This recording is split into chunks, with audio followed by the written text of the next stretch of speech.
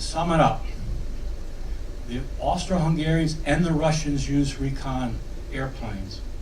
In the opening offensive on the northern Austro-Hungarian front, the few airplanes that went up saw the Russians coming from Lublin-Chom, so they were able to attack north and win victories for a while. But then the Russian recon found the main force and sent an entire army to counter it. The problem for the Austro-Hungarians in the battles of Galicia, and what I'm talking about is up in the northern part of the map. I am totally, my graduate students do this stuff for me, so I have no idea what I'm doing, but that's why I get paid so poorly. If you go to the southern part, this is the key to understanding the Eastern Front and the outbreak of the war.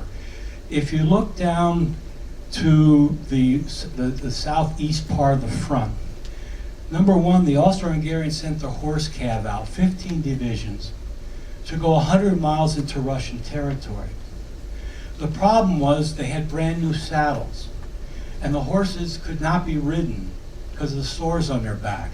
But the Austro-Hungarian cav ran into Russian units that had learned from the Russo-Japanese War of 1945 that we have infantry with our cav. So they were worthless.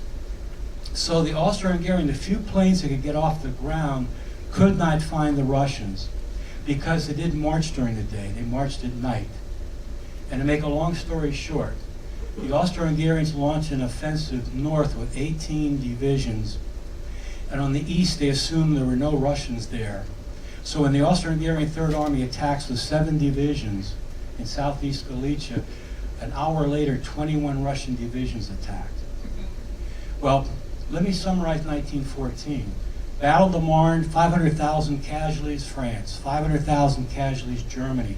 Tannenberg, an entire army destroyed. A second one escapes in the first battle of the Masurian Lakes. On the Galician front, the Austro-Hungarian army loses 40% of its effectives. So from the beginning of the war, by 1915, they are in bad shape. And the other thing you should be aware of, many of you are into air warfare, but I'd like to teach you a little bit of ground warfare too, is that in these opening battles, almost half of the professional officer corps, NCOs, and professional soldiers were killed or wounded in every army. So you actually had to create new armies by the beginning of 1915. Here we see the Russians firing cannon.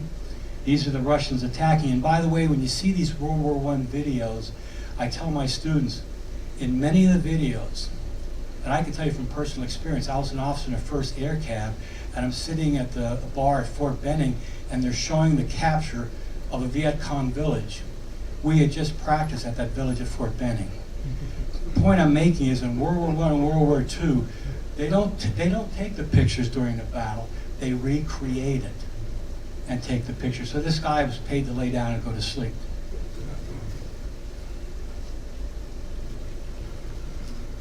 Oh, now this is one of my favorite battles, Gorlice Tarnov. This is where German air power is going to help win the greatest victory of the Central Powers. The Russians are going to suffer 1 million casualties and between 1 to 2 million prisoners of war. And by the way, I forgot to mention the Carpathian Winter War. I wrote a book about that. No one else has written about it. But I just want to mention a thing, because airplanes were not effective there because it was 40 below zero, 50 below zero, and the winds were such that in the mountains the airplanes could only take off about 10% of the time. So in this Fortress Scharmützel, the key to the Eastern Front from October to January 1915, when the airplanes tried to take off from this fortress, the winds drove them into Russian territory and all the balloons, and they ended up as prisoners of war. But let's look at Gorlice Tarnov. My graduate students did this. I didn't do this, but let me see something here. There we go. The Russians are going to be driven 300 miles back. Oh, I'm getting ahead of myself here. My wife says I can't even screw in a light bulb because I'm British, and I think she's right. Gorlice Tarnov. The Germans didn't have a lot of artillery shells, and I mentioned the infrastructure. The railroad in the Gorlice-Tarnow offensive, first it's 30 miles, the only railroad, one railroad, behind the major attack, then it's 50 miles, then it's 70, then it's 90. The roads were atrocious. The key to Gorlice-Tarnow was German heavy howitzers. And the key to the success of the German howitzers is the German reconnaissance pilots found every Russian position, and as they advanced 2 to 3 miles a day against the Russians, they'd have to stop and wait for the shells to get there by horseback, oxen, railroad up to a certain point, etc. And again, the German recon pilots had found the Russian positions, so it was an amazing saving of howitzer shells and artillery shells. That's the whole key to this Battle of Gorlice-Tarnow.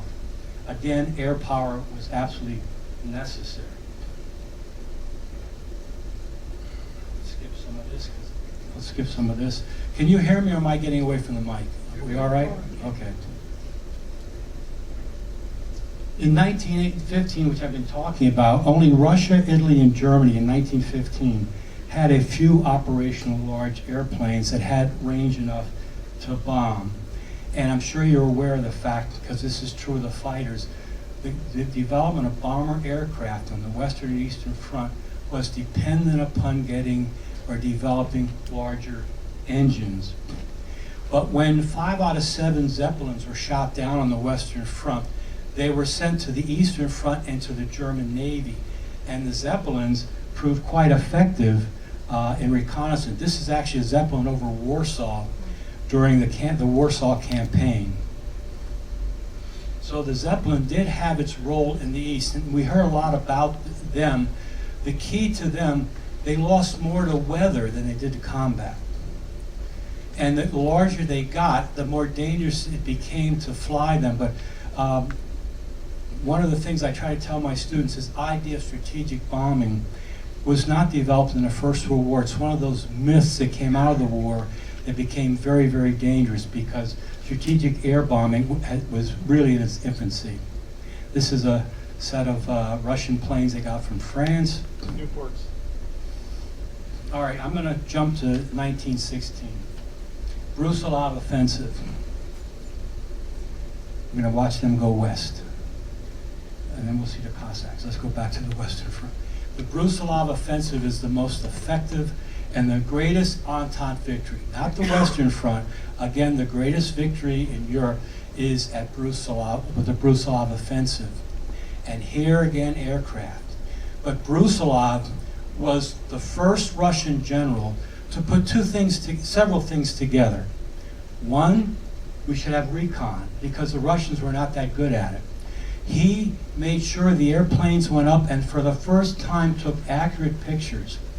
And so his planes took the pictures of the actual Austro-Hungarian positions, rebuilt them behind the lines, and then had his soldiers practice attacking them. So recon placed everything there. Meanwhile, the Russian troops sapped forward. When the offensive began, some of the troops were 30 yards away. And the Austro-Hungarians went through 12 hours of Trommelfeuer, or just absolute intensive artillery. So by the time the Russians came up and moved forward and the Russian artillery moved back, the Austro-Hungarians were finished at the position. Now, I'm going to give you statistics from the Russian army, help you understand the Russian Revolution, because the Brusilov, I wrote an article on the Brusilov offensive. My last sentence is, when the Brusilov offensive ended, Lenin was on his way to the Finland station. And the Finland station is the outer railroad station in St. Petersburg. Anyway, I mentioned I didn't tell you Galicia, they lost about 250,000. They lose 250 to 300,000 in 1914 with Tannenberg, Masurian Lakes. The Carpathian Winter War, the Russians lost 1.4 million soldiers. The Austro-Hungarians lost 800,000 soldiers to defend a fort of 130,000 soldiers that had to surrender. And what I want to point out to you folks who are big on the Western Front and all this, the Carpathian Winter War was from January 23rd, 1915 to April 15th. That's 3 months. And look at the casualty rates. And what my book points out is this battle that nobody knows about in this country except in universities and people who are crazy enough to read about the Eastern Front